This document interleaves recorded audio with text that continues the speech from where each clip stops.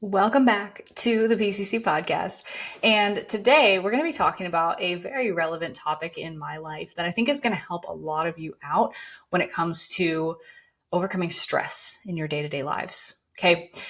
So today we're going to be talking about the difference between stress relief and mitigation versus stress tolerance. Okay. So I'll give you a little bit of background here. I have been not shy in sharing my own hormone healing journey in these past couple of months, where I will say I definitely got to a point of burnout, definitely got to a point of really running my body into the ground, to where hormonal issues did surface, to where I had brain fog. I had no energy throughout the day, couldn't really even get a good workout in. Just had no drive for anything. My mental health was definitely impacted. So I do just, want to say that is a necessary season that I went through.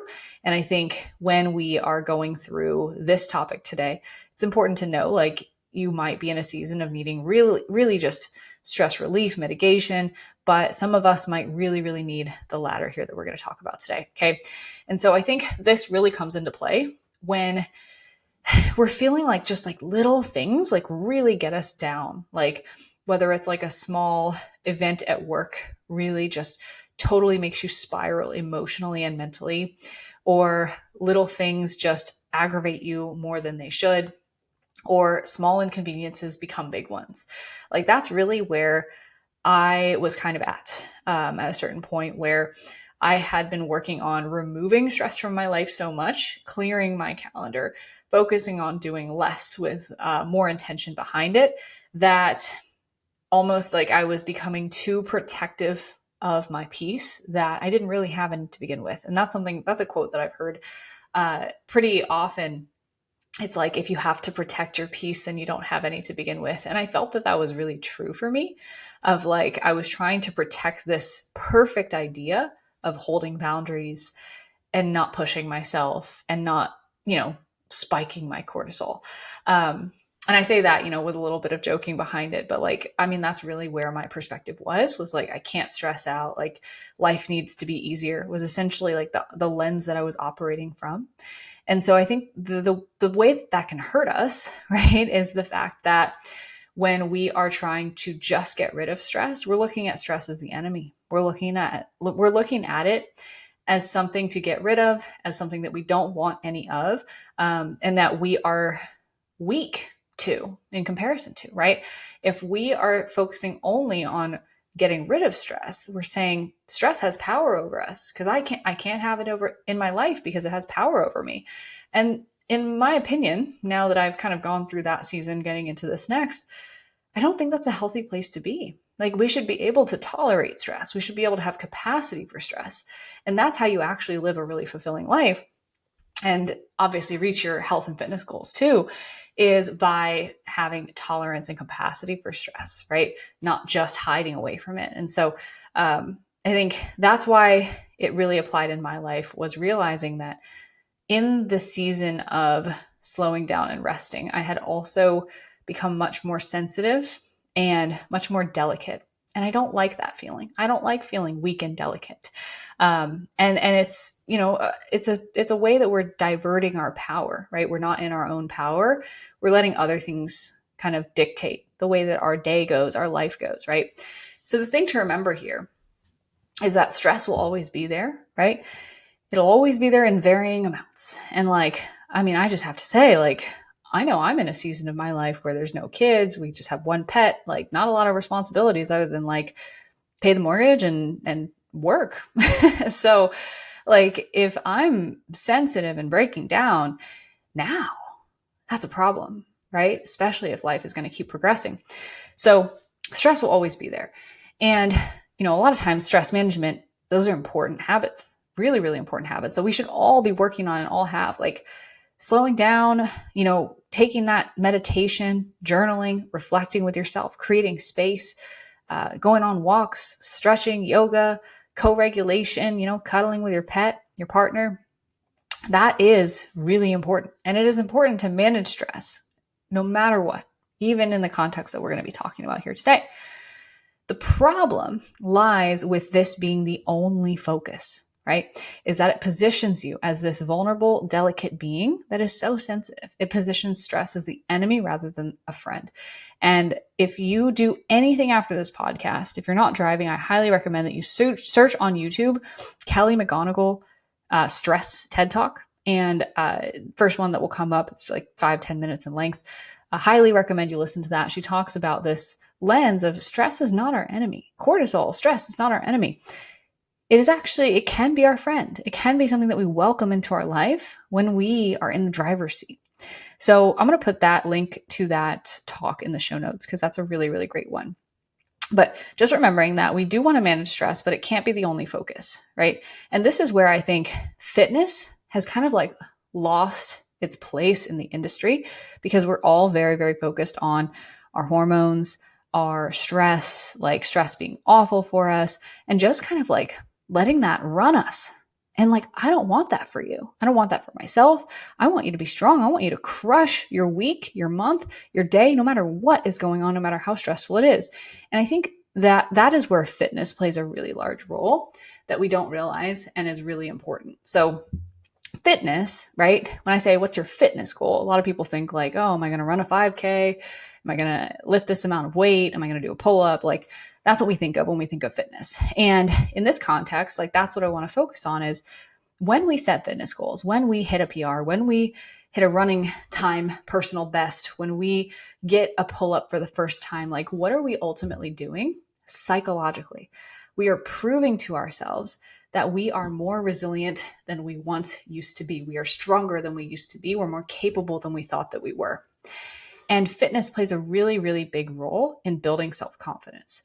And so this is why it's really important that we don't just take a functional health approach when it comes to things.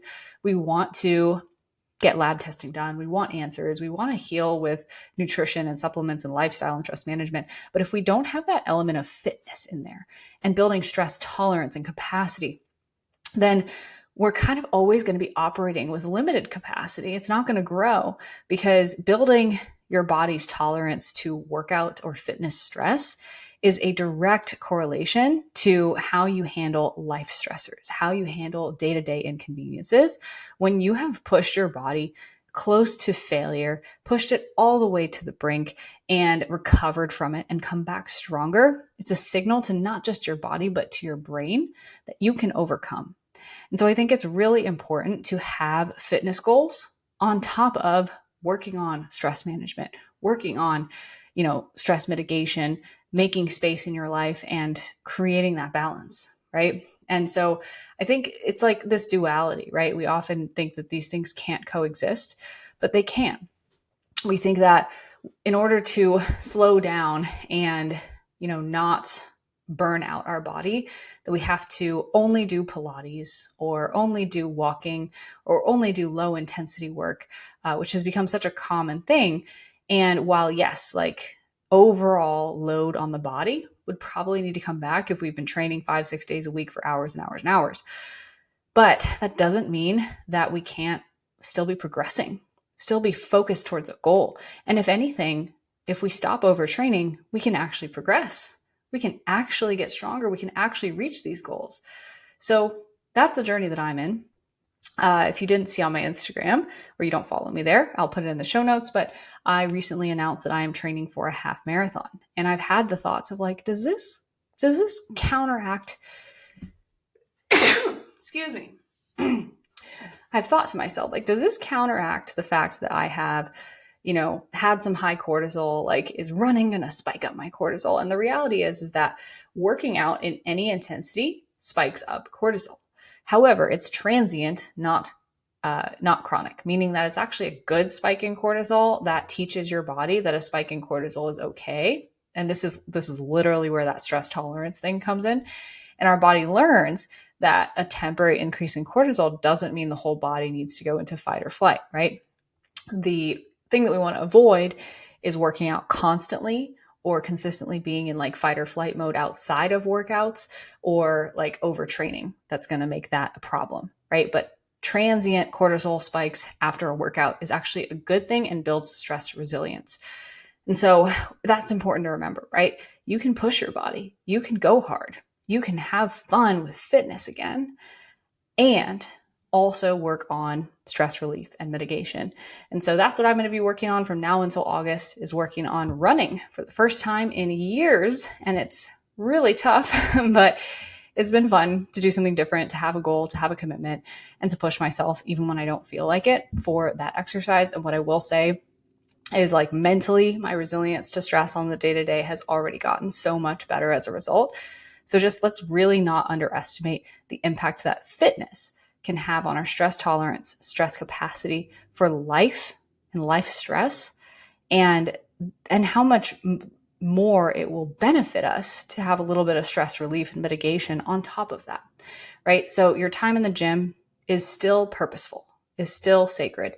So even if you have been somebody who has been getting these messages from Instagram and PCC and, our team, right? We have talked a lot about less is more, slowing down, resting and recovering. That doesn't mean stop pursuing progress in your fitness. It just means focusing those efforts in a way that's efficient rather than a way that's going to burn you out.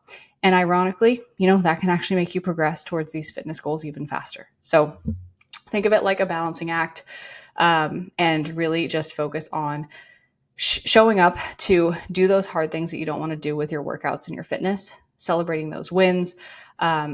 And then in addition, physically making sure that you are pushing your body, pushing your capacity there, and setting goals, right? Not shying away from something like setting a goal around a pull-up or a distance that you want to run or a movement that you want to be able to do. So what does that look like, right? What does it look like to get stronger, build stress resilience, build stress tolerance? So there's two ways, right? There's mentally and there's physically. So mentally, it's about showing up when you don't want to do the hard thing, right? Showing up for you and following the plan instead of your feelings. That's how you build resilience, right? Celebrating wins with yourself daily to reinforce that you are strong and resilient, right? So a lot of times, like, we could even be doing these things already, but if we're not recognizing it, then we're not reinforcing it and it's not becoming part of who we are. So making sure that you're actually celebrating the wins that you have. Okay. Now, physically, this is where the working out fitness part comes in. So we want to increase our tolerance to stressors within our max recoverable volume, MRV. This is a scientific term that essentially means max recoverable volume is the total amount of volume that your body can actually recover from in a given day, week, month, etc. And when we talk about overtraining, doing too much, scaling back, like, we're talking about this person is doing more than their MRV. And we have to remember that MRV is a dynamic goalpost, meaning that if life is super stressful and on top of that you have autoimmune conditions and hormonal imbalances and all these things, your MRV is probably going to be lower because your body's already fighting a lot of stress to begin with, right? But if you're like 20 years old, you have no responsibilities and no health conditions, then your MRV is probably really stinking high, right? And so this is another reason why, like, we need a different approach in our 30s and 40s than we do in our 20s, right?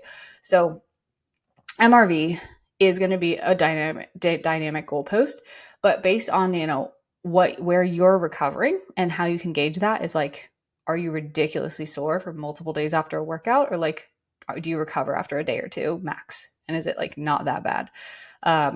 Do you have, like, really bad aches and pains? Are you injured all the time? Are you sick all the time? Like, if you are any of those things, you're probably surpassing whatever that is, right?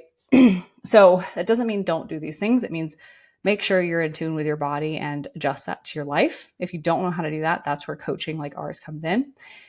And then physically increasing those tolerances to stressors would be strength training and utilizing progressive overload, but also facing exercises or situations that cause you intimidation instead of skipping them or working around them. For example, like, I'll program some exercises for a client and, like, they'll be like, I don't really like this one. And I'm like, okay, we're going to do it anyways. We're going to at least try it a few times. Send me some videos of the form. Like, we're at least going to look at this a decent bit and, like, really figure out why it's not working for you before we just toss it out, right? I'm not just going to say, okay, you don't like it. Okay, we're going to get rid of it.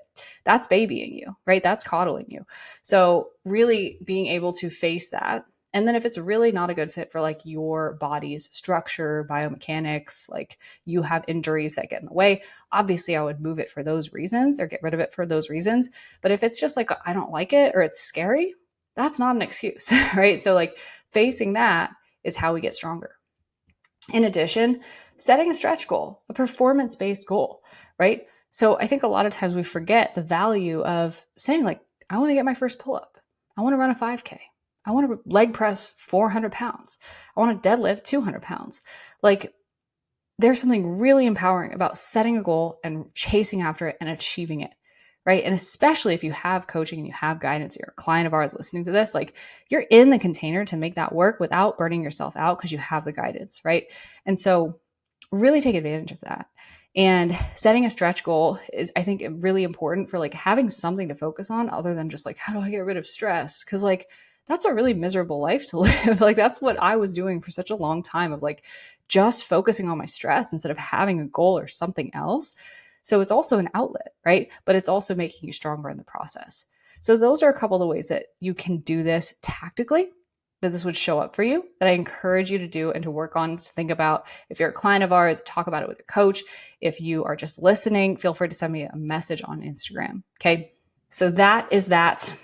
I think that's everything that I had prepared for this episode. So I hope you enjoyed it. Let me know if you guys had any takeaways from this or if this was an important reminder for you. And we'll see you back here next week.